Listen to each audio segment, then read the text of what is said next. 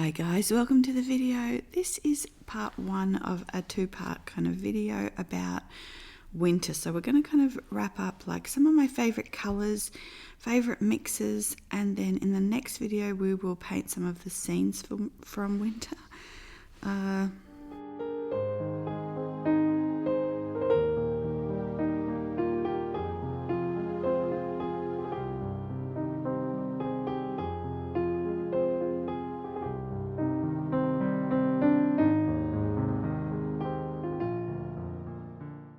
So I'm giving you a little glimpse into kind of behind the scenes, what I'm seeing when I'm thinking about these colours.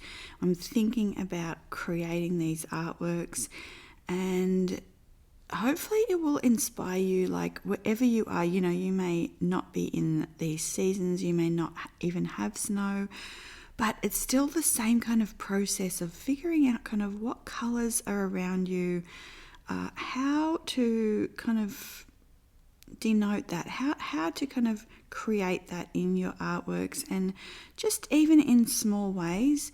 So catching little glimpses of your day, and how to kind of showcase those things throughout the day, like the different changing light and things as well. So you can see this little cloud here.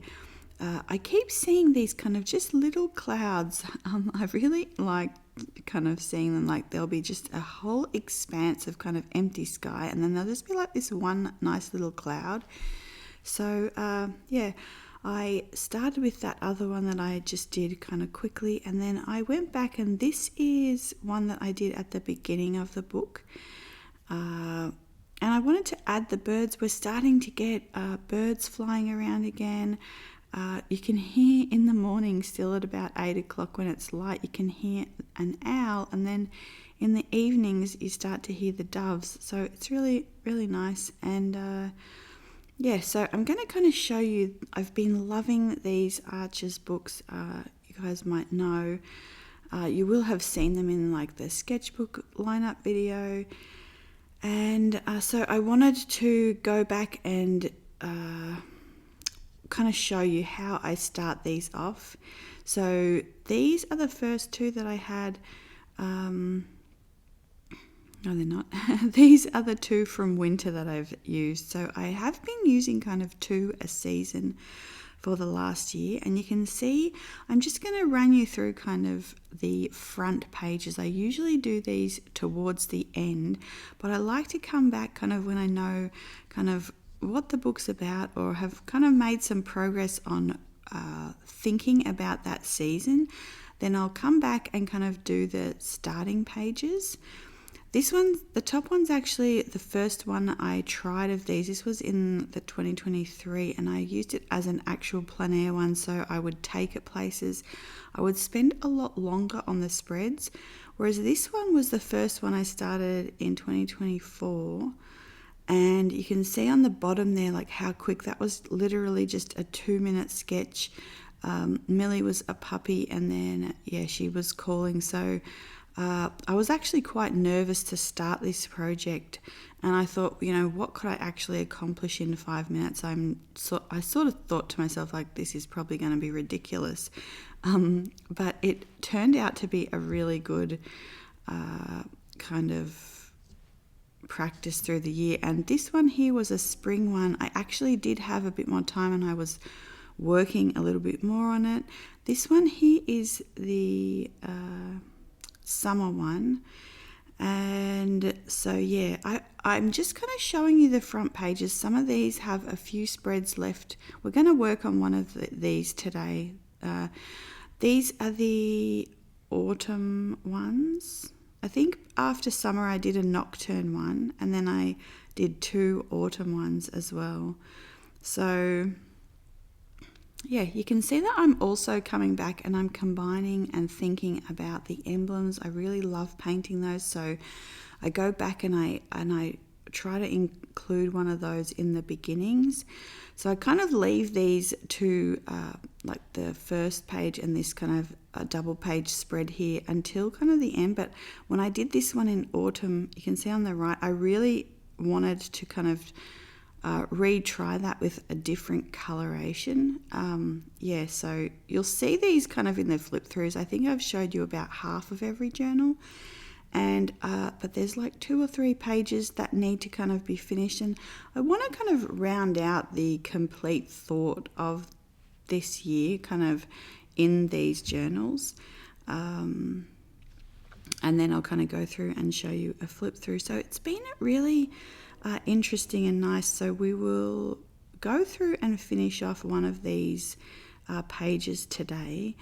And I think I'm going to just show you here as well. So rather than using these journals this next year, you can see like at the back I'll also just put in colour swatches of colours I've been using or mixes I've been using throughout those journals. But I'm going to this year use this paper, so I will link the shop that I get this from. This is Amalfi cotton paper and it's just beautiful. So yeah, you can see here it's also a little bit of a different size, so you get more of the sky and kind of the drama of that as well, which is nice. I don't really love either of these sketches, but I'm still kind of finding my way in this new size. But I do like the idea of kind of changing it up this year. I feel like when I am in a sketchbook, I really do kind of want to do more and kind of finish this, whereas if I just have these papers, then I might not be as concerned about that. So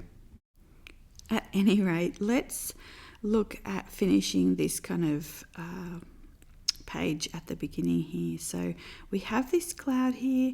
I was so happy actually with doing this, and I have some more about clouds over on the Substack. I'll actually probably post, there'll be 3 or 4 Substacks next week, and maybe instead of part 2 of this, I'll post the Substacks in like a group here, and then we'll do part 2 of this the next week. So, but you can see here, so we used this in the Nocturne video. I think I have a screenshot of it there. I'll also possibly try and put this into a printable and link it below. But I'm just doing a pencil kind of rubbing on the back of that there and transferring this to the sketchbook. There's 2 ways you can kind of, or there's probably several ways you can do this. I usually like to just hold it up to a window. The reason being that some papers like this one, so you can see like the graphite is kind of picking up on the paper all around where, not necessarily where you want it. But anyway, it's fine, like it works. And yeah, so I set up everything so that you could kind of, I could paint this with you, but it was out of frame a little bit, and then the phone conked out, so we will redo this bit.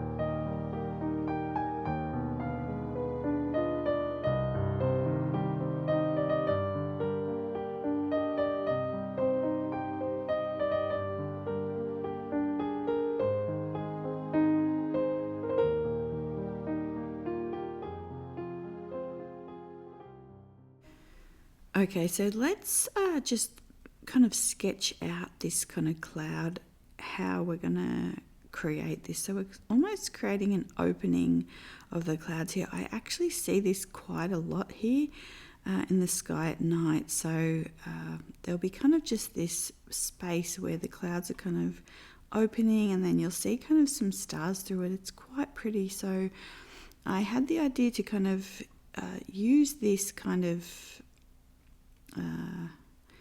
thing, and then instead of doing like a really dark night sky, we kind of did one in the the Nocturne video recently, but instead of that we're going to make it like a really pretty kind of sunset colours, pastel colours. So you can see that what I'm doing is getting some of the pinks and the oranges and mixing them, and then I'm watering that right down. I talk a little bit more about this in the Substack video, needing more pigment or more water. So in this instance we're using water to really water down these colours, these very vibrant colours, and just get like a more pastel version. So I just go around and I am adding water, I'm adding more pigment, and I'm kind of loosely following the kind of template that we just talked about, or like, drew out there, and just creating this very kind of soft, cloudy sky. So then I go to, once I've got that kind of in, I go to a smaller brush and I'm kind of wetting the outline here so that you get like a nice kind of that diffused look of clouds. So there's not a hard line there.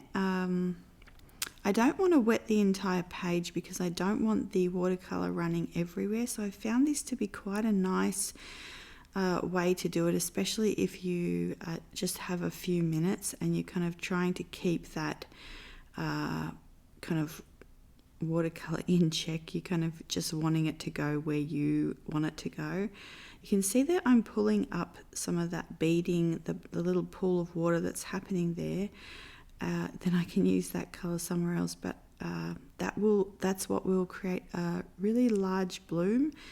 And sometimes I like to leave it, and sometimes I will pull it up. So then I'm using Daniel Smith Purpurite, and this is actually a colour that will be in my new shop update soon. This is like a periwinkle colour. I have found this so useful for landscape painting. I have loved using it all winter, and just generally this year for landscape. So I think Daniel Smith Lavender would be probably the closest thing. I was actually so happy that I'm making paints because I'm nearly finished this half pan. But yeah, so then I just kind of added that, you can see in the middle, and you can see because we've done that kind of water separately and the other parts of the clouds separately, there is that little kind of white separation there. You can do this a little bit more carefully than me. I'm holding the camera at this point, so I didn't want to set it up again and then have not be able to anyway if the camera ran out or something. But you can kind of take a little bit more care to do it like this, but it's quite nice. It kind of does give this kind of cloudy feeling. And then you can see I'm also pulling out some other parts, like lifting some more kind of white places through the clouds there, so where I want that kind of diffused softness of the edge of the clouds. You can also use paper towel to pull some, or like lift some parts out, and so that is how we created the kind of background for this page here. So yep. And so that might be all that I get done in a day. I just kind of especially when I'm doing like building these beginning pages, I will often build them slowly and just kind of just do a little bit at a time as I have time. And so what we're doing now is we're going to go in with the lavender, and I'm using some of the like browns. This one is, I think, Daniel Smith Tiger's Eye, Burnt Tiger's Eye, and I'm just kind of taking the edge off the color saturation there. So I'm just kind of muddying the color up a little bit in a way that I want it to, in a way that it's sort of quite nice and it becomes like a little bit dusky. And so I'm adding that color in. Then you can see I'll grab water instead of color. if I want it lighter. If I feel like it's sort of getting too dark on there, I'm just going to grab water, and then I'm just going around and letting these colours blend together, and then we're going to lift some clouds out of here.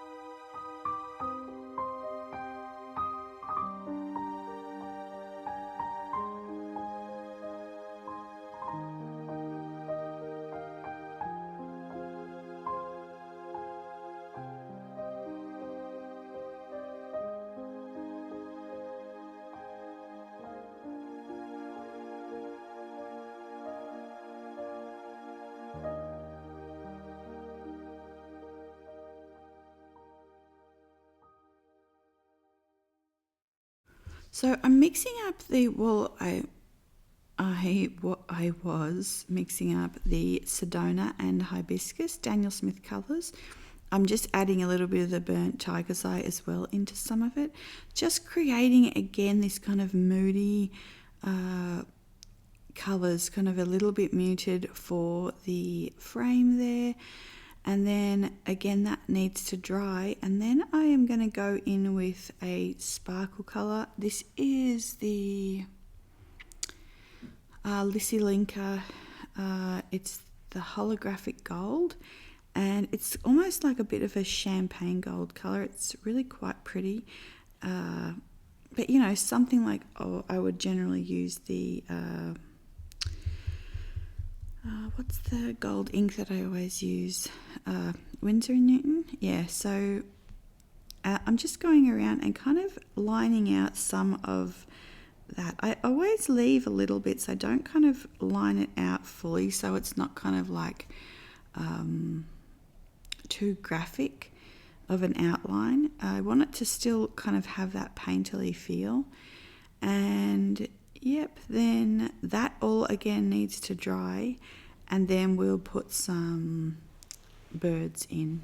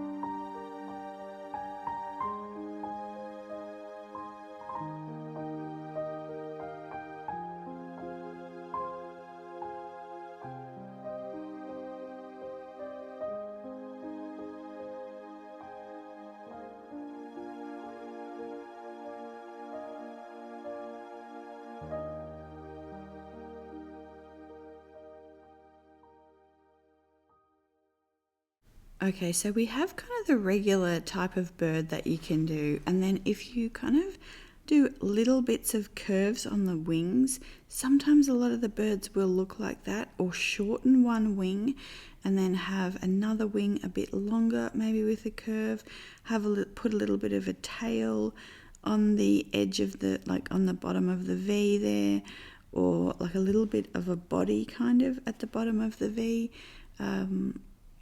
It's just kind of changing the shape of the bird just a little bit to give that sensation of the bird flying. I mean, this is kind of the different silhouettes that I'm always seeing when I'm looking at the birds kind of flying around. So the other thing is I got a request for doing this type of thing for Halloween, which I just didn't have time for this year.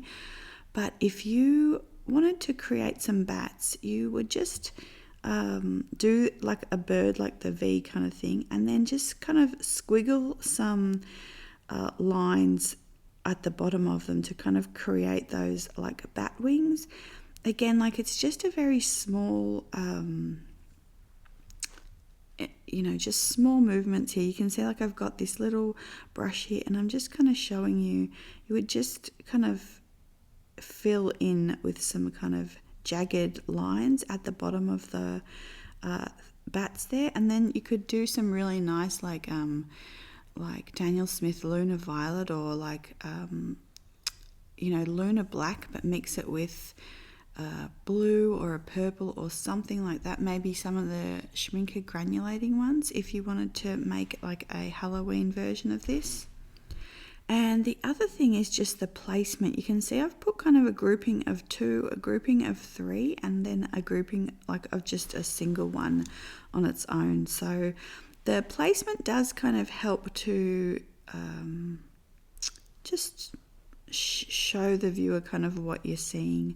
So let's move into the colours that I've been really loving this winter. They feel like winter to me. So colours that I've been seeing everywhere. We're going to swatch them in this sketchbook. I will link it below. It's the same place that I get the papers that I showed at the beginning that I'll be using this year. So I just go in first, and I've pre-wet my colours.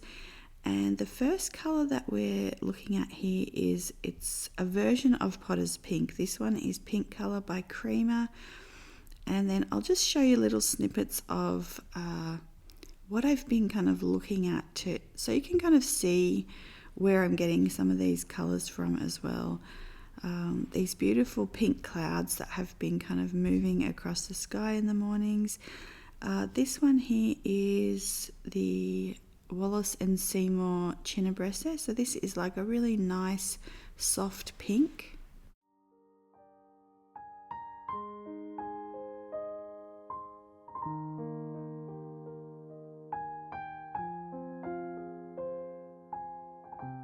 Here is Daniel Smith's Sedona. It's my favourite version of burnt sienna, and just always kind of seeing that in the landscape.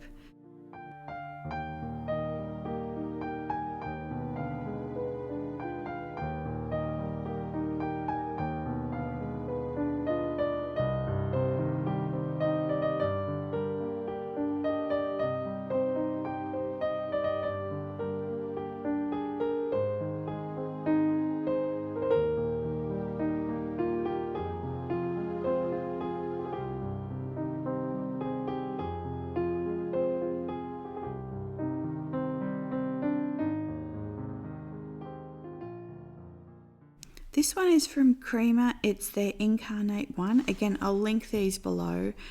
And yes, often you get like this really nice peachy kind of glow. It's very hard to capture it on camera.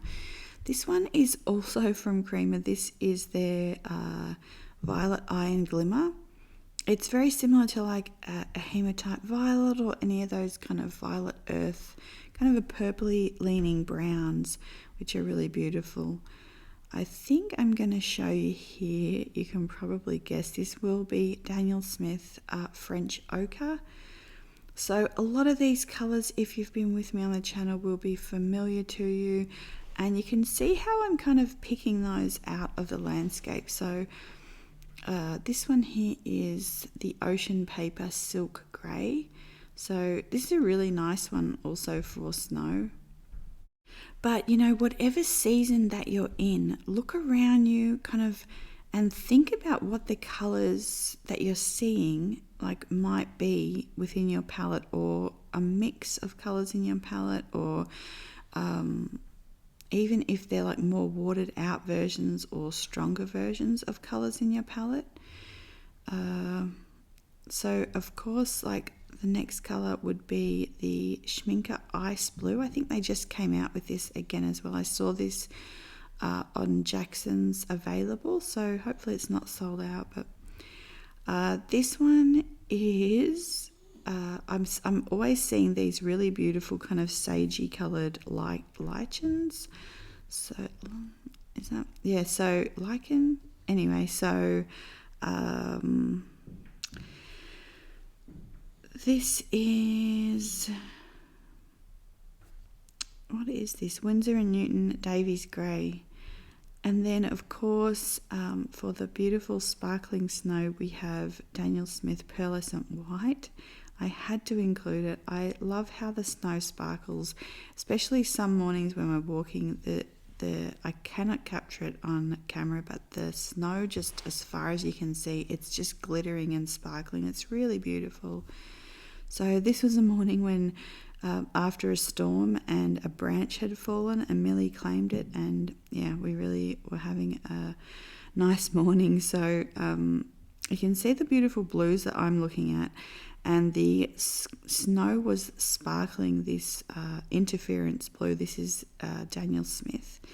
So yeah, it was just really, really lovely. You can see this, she's completely totaled this branch now. Yeah, she's chewed everything off it. She's chewed the bark off it. Let's see. So this next one here is also kind of a nice colour that's in like the brush, and this is French Earth. What is it? It's not the Art of Soil. Anyway, I will link these below. I should know it, but yeah. It's been a really long week, guys. This one here is Schmincke Perylene Green. So yeah, really, really love this dark green. I have been trying to figure out kind of, I think I put this in my palette last year, and I'm kind of slowly getting more comfortable with it. So the more you add, you can see there, like I got some more pigment, and I'm dropping that into the first one there to kind of make it darker. Yeah, so this is kind of the first iteration. This is kind of like a day version of colours, and you can see especially like on the second kind of more watery wash there is how I would use these to depict snow. You can see the sparkle colours there. I am also showing you here the, this was one I did, so not this winter, but the one before. Millie was just a puppy, and this was kind of all new to me, and so I wanted to do that, and I wasn't that thrilled with it.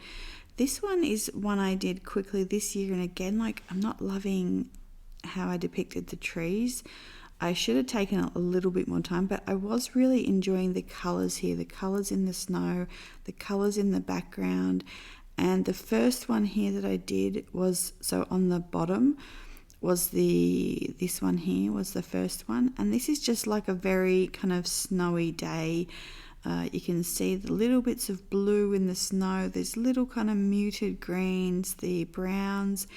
But then like, sometimes in the morning you get these kind of rosy colors. So I did this scene 4 different times, and kind of showing the different colorings throughout the day. So the one on the top would be like morning, and then it would have gone to day, and then these two are more in the evening and at night. So I've been really loving this top one here, is like the blue hour. And the snow goes almost, like an electric blue, and there's just these beautiful like blue hues. Everything's kind of bathed in blue, and then as it goes to night, everything is like a bit more darker, like I'm using more indigo, darker, deeper browns. So and then maybe putting like a little bit of like street lights in or something. So that's kind of a nice way to think about, this is Daniel Smith Indigo, but that's kind of a nice way to think about scenes that might be around you. Think about depicting them in the morning, how the light changes in the day, how the light changes in the evening, and is there anything special that you're seeing? So the next one was Verditer, the same place where I get the French earth. Why can I not think of it? And then this one here is my Periwinkle, similar to the Daniel Smith Lavender. And then this one is the Daniel Smith Burnt Tiger's Eye. And then I think I do Isero Buff Titanium. But yeah, if there's a... So I've been watching these lectures about Monet and the haystacks, and this was just a field that was behind his house, but he kept watching the light. There's nothing, you know, overly spectacular about the composition, but his proportions are really nice, how he's scaling one versus the other one, and then just the beautiful displays of light hitting the haystacks, what colours he's seeing. That's what's so beautiful about these paintings. So anyway, I am behind here on the mixes. So this one here is the pink colour and Sedona. I love this mix. I'll try and put up on the screen what I was mixing. This one is, I think I'm going to mix the ice blue with the interference blue. So often the snow really just does look like that. And then I'm just kind of getting that ice blue. That was a little bit of the Violet Iron Glimmer and white just on the palette there. So yeah, I love mixing the pearl white with this Davys grey.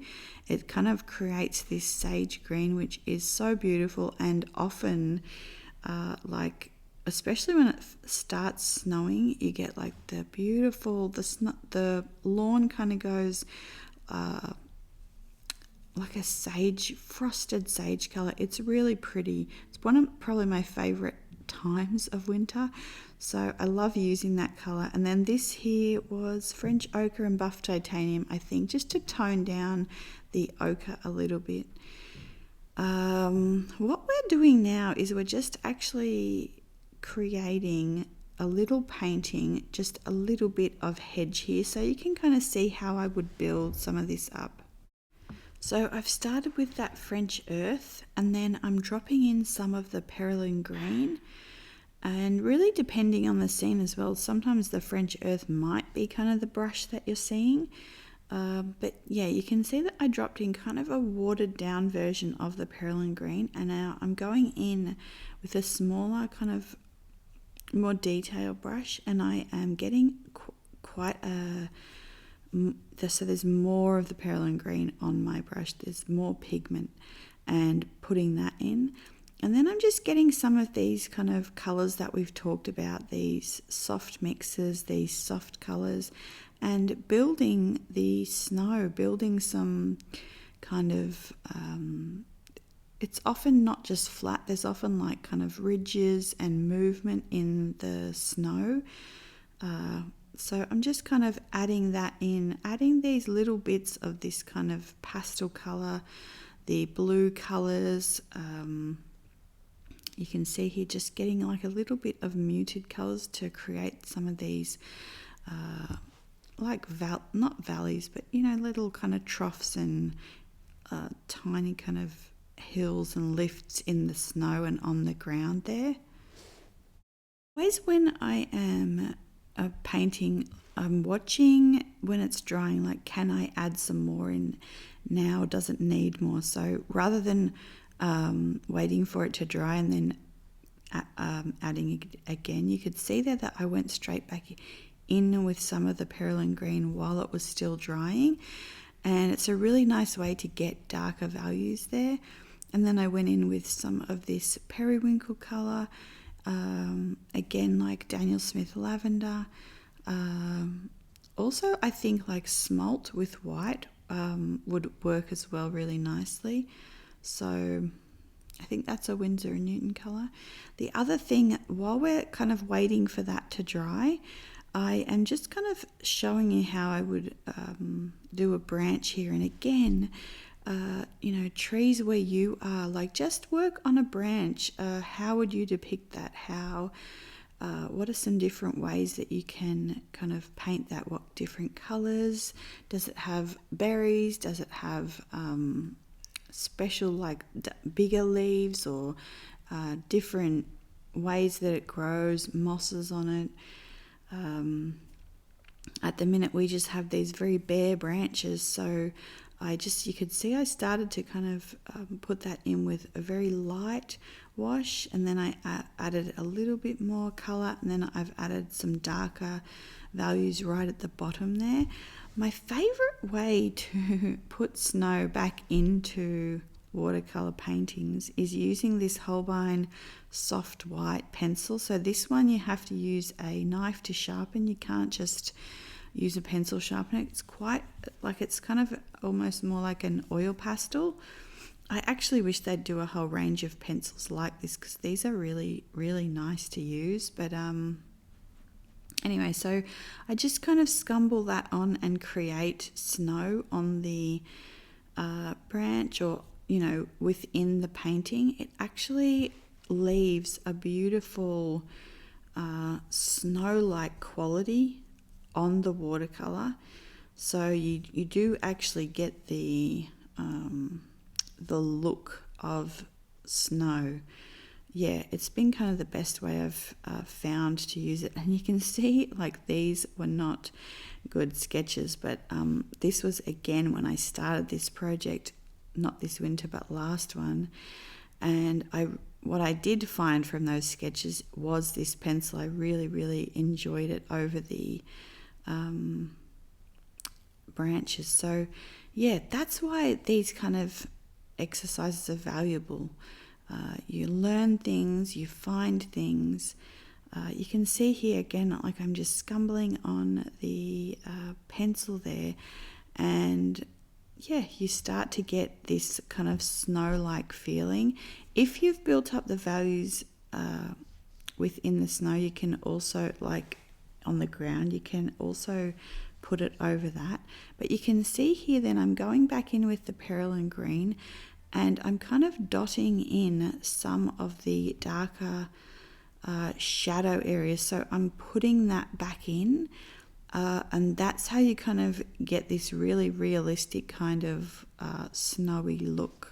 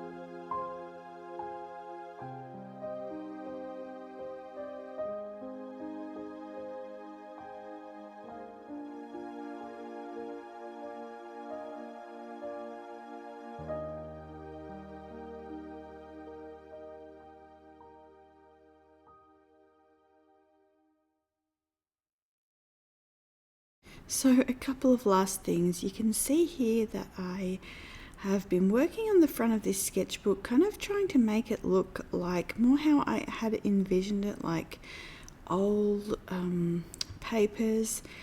And yeah, I've still also been working with the gouache that we talked about in the last video. Just again, like quick studies if I have like 10 or 15 minutes. Kind of just thinking about how to use it and yeah, different things like that. Also, I got a question about this large sketchbook. They've just redone their website, but you can contact them and ask them about it. Just let them know you found it on this channel and kind of what you wanted. Let's see, I'll link it below as well. And then the last thing is I have been working really hard. That's why I'm quite tired in this video. The last 2 weeks, pretty much every waking minute I've been mulling colour and yeah, getting colours. So Huckleberry, come here. Every time I get on here, the cat also wants to say hello. So yeah, so hello, hello, hello, come here. So yeah, we yeah, you can see some of these beautiful colours. I did get requests to make some darker colours, and the reason I hadn't done that yet was just because I want the colours that I create, first of all, not to be kind of just replicas of commercially available ones. These are kind of all different pigments, and I wanted to find ones that I really enjoyed and I thought you guys would enjoy as well. So this is a dark green. It's granulating and just a beautiful one. So yeah, I have a couple of offerings like that in this selection. I have some of the old favorites back, and I know some of you have been running out of those, so yep, they will be back available. Yeah, so it's been a very busy 2 weeks. Did I say the shop update I think will be on the April the 12th? So and then next week hopefully I can put together a little video of like swatches of the colors, and yeah, I'll pop that on here, and then we will do the second part of this video and kind of painting scenes and scenery that's around you. So yeah, I hope you are doing well. And little snippets, the cat has been like, I've been opening the window for him in the mornings, and sometimes it's windy and he doesn't like to go there, and I'm like, buddy, wind exists. It's okay. So anyway, making some spelt pancakes, and we discovered that Millie actually really likes raspberries. Rosie's not that fond of them, but yeah. Anyway, I'll see you guys later. Bye.